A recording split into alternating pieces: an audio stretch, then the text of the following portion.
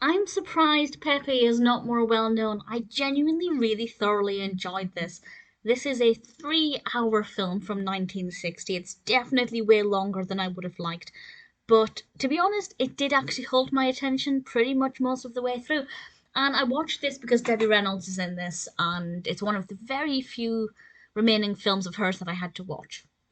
And as is the case with these last few of her films, she's barely in it. She makes a cameo appearance, as do a good number of other big names in Hollywood at the time. Some of them, of course, are still quite big names. Which I thought, okay, she's barely in it.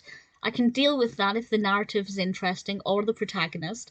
And I'd say the narrative is kind of interesting, but our protagonist, Pepe, our titular character, I thought was brilliant.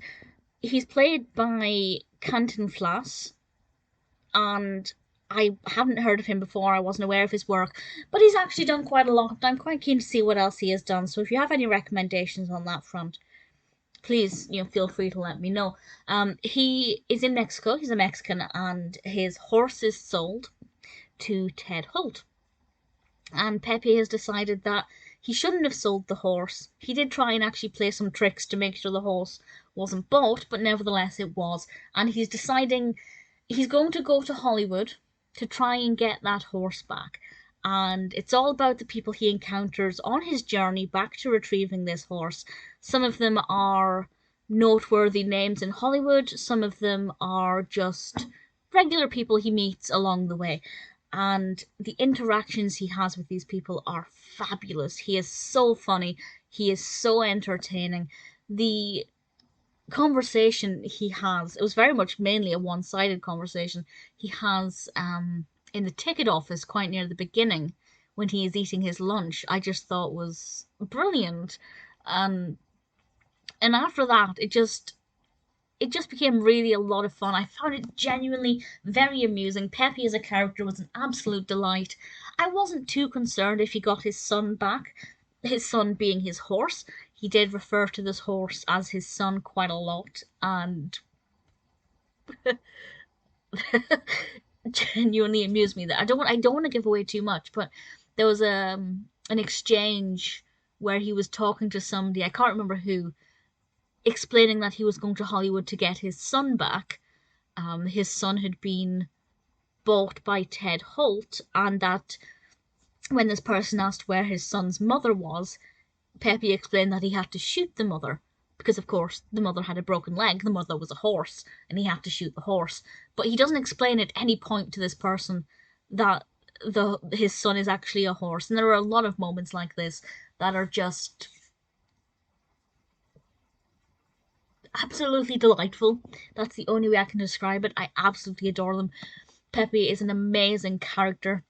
It is technically classed as a musical, but the songs are not as frequent as I would have liked. But the titular song, Pepe, I love. I thought it was brilliant. Debbie Reynolds, the routine she performs in this is wonderful. To say she was never a trained dancer just puts me in so much disbelief because the control she has over her movements is incredible. Not a big fan of her costume, mostly because it hid her face for a lot of it, but in terms of the staging and the way it's shot and the way it's edited and the way she interacts with the different props in that scene, I thought was very effective. And Janet Leigh definitely stood out as a shining star in this. She's one of the very few who interacted with Pepe who I thought was on Pepe's level. She plays herself, of course, and there's a case of mistaken identity surrounding Pepe,